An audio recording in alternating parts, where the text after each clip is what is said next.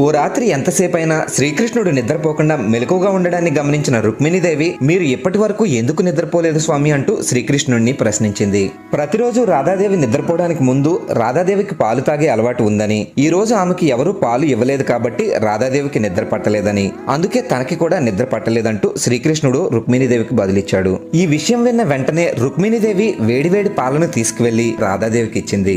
శ్రీకృష్ణుడి నామస్మరణలో ఉన్న రాధాదేవి ఆ వేడి పాలను గమనించకుండానే తాగేసింది. ఆ తర్వాత అక్కడి నుండి తన మందిరానికి వచ్చిన రుక్మిణీదేవి రాధాదేవికి పాలు ఇచ్చి వచ్చిన సంగతి శ్రీకృష్ణుడికి చెప్పి శ్రీకృష్ణుడి పాదాలను ఒత్తడం ప్రారంభించింది. శ్రీకృష్ణుడి పాదాలు బొబ్బలెక్కువ ఉండడం గమనించి పాదాలు ఎందుకలా అయ్యాయంటూ శ్రీకృష్ణుడిని రుక్మిణీదేవి ప్రశ్నించింది.